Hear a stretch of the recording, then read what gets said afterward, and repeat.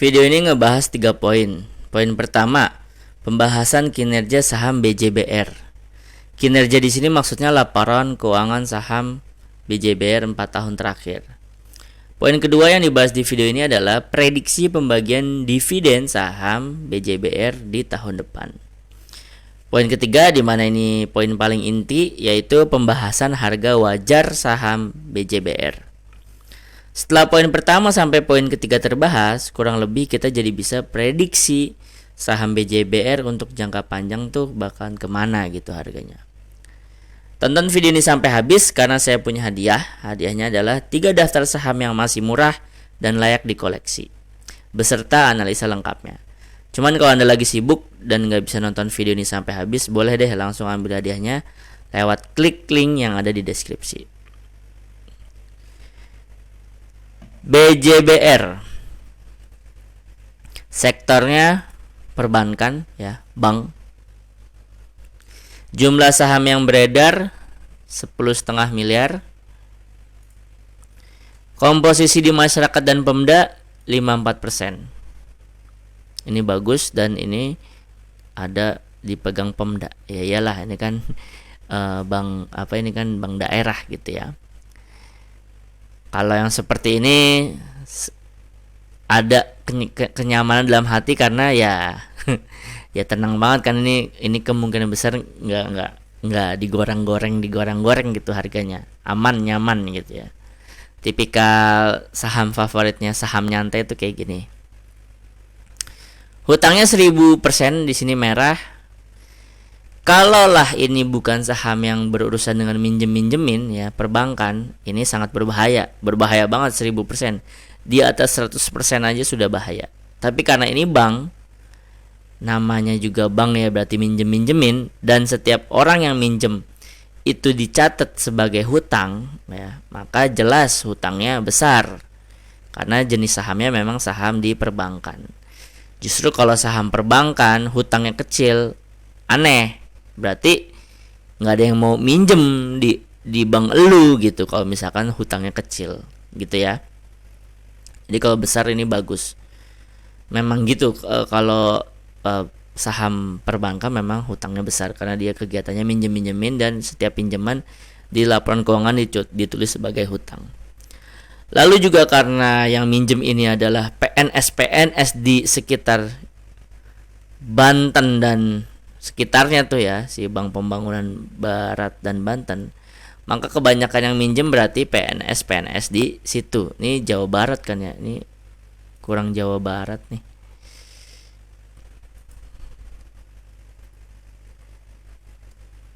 BJBR. Terus kita masuk ke topik ekuitas ya. Selama 4 tahun terakhir ini sekarang adalah ekuitas terbesar ya. 2019 10,8 T, 20 11 T, 21 12 T, 22 13 T. Ini kayak enak banget dia ya, tiap tahun kayak nambah 1 T gitu ya kan.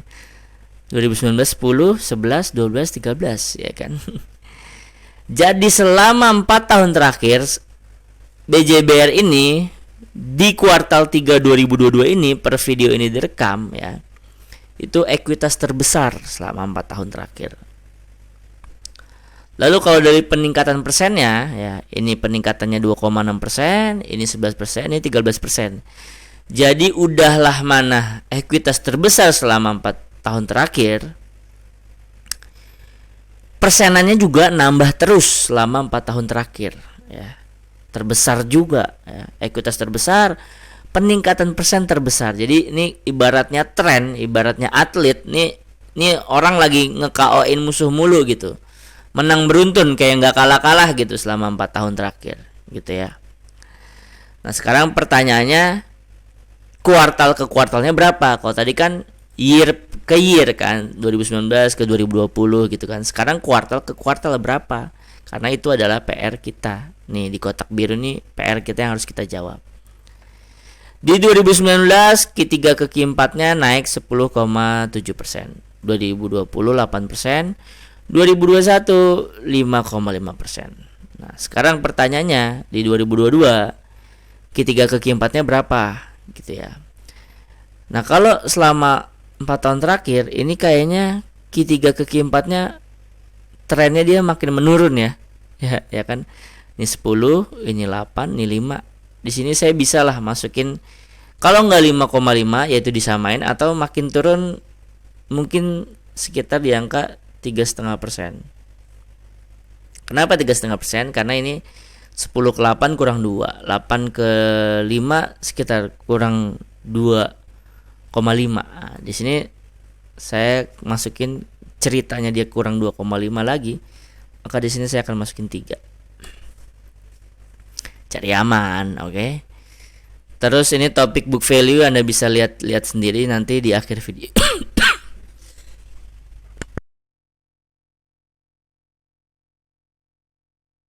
Anda bisa lihat sendiri book value nanti di akhir video.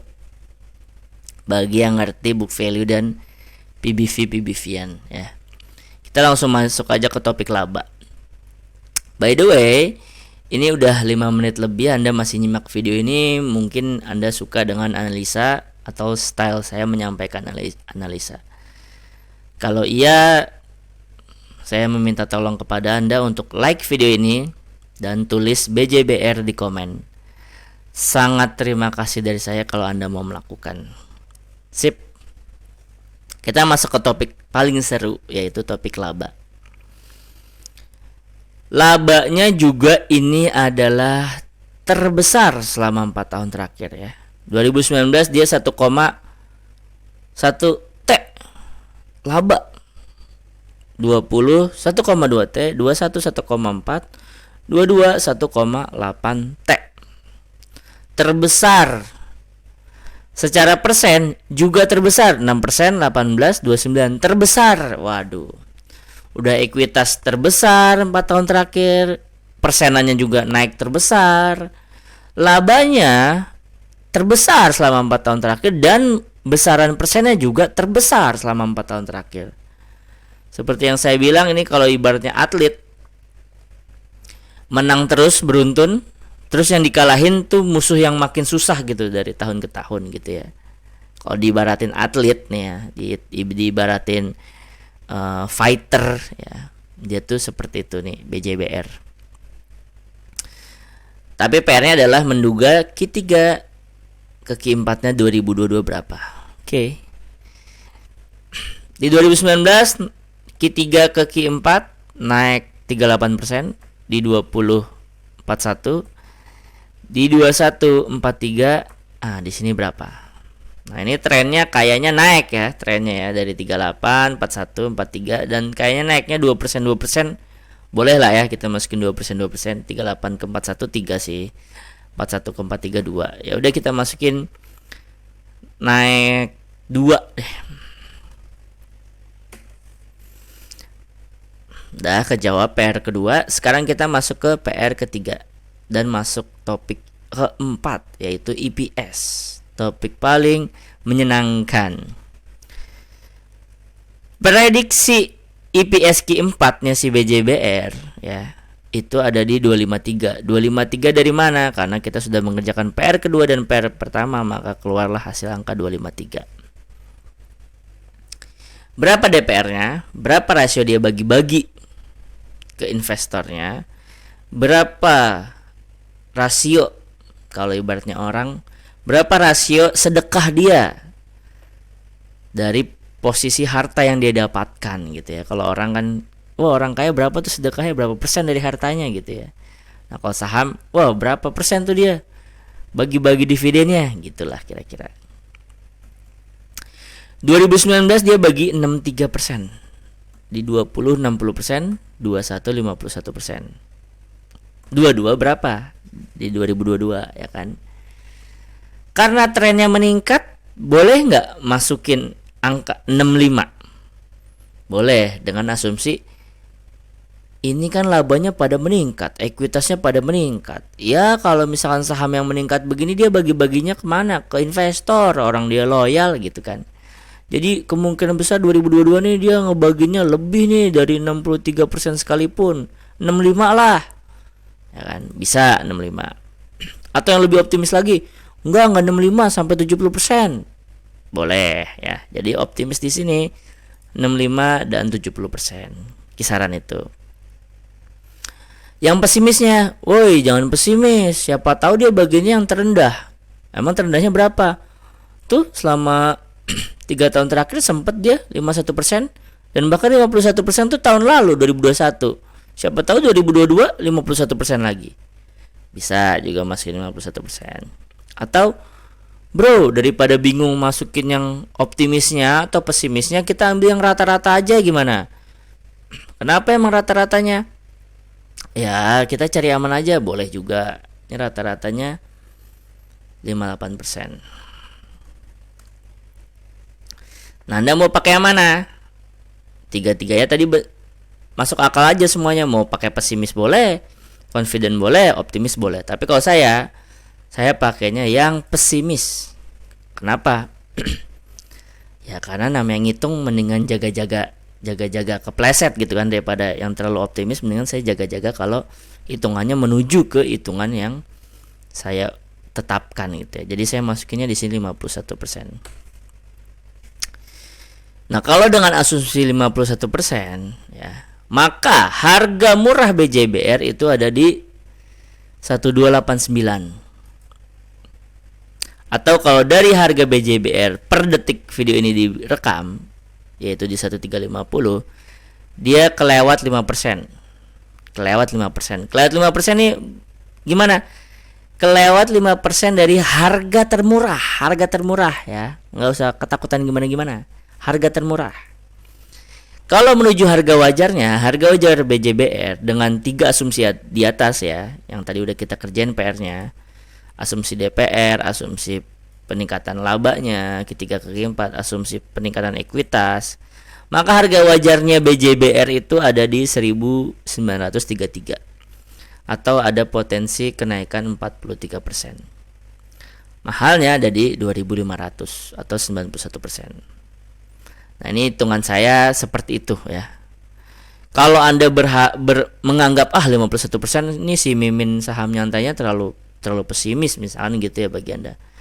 Naikin dah 58%. Oke, kita masukin 58%, pakai yang confident. Nah, kalau dimasukin 58%, murahnya aja masih belum nyentuh ya, murahnya di 1400. Masih ada 9%. Wajarnya di 2100, mahalnya di 2900. Kalau pakai yang confident, pakai yang optimis ya, optimis misalkan minimal masukinnya 63 gitu ya. Atau 65, 63 deh. Wah, kalau dimasukinnya 63 ke harga termurah aja masih ada 18%. Ke harga termurah ya lo ya. Belum ke harga wajar. Harga wajarnya jadi 77%. Nah, karena sebelum kita mau tutup, kita balikin ke harga menurut saya pakai angka 51%. Gini, dengan dividen yield 9,5. 9,5 ini bagus. Di atas deposito, di atas reksadana, di atas kontrakan, di atas bisnis yang baru mau dibuka, tapi kita harus banyak bertingkah, banyak belajar ini, belajar itu, trial and error. Nah, kalau ini Anda masukin DIM aja udah dapat 9,5% per tahunnya. Ya. Dari dividen doang. Belum kalau tiba-tiba ternyata harganya naik gitu ya.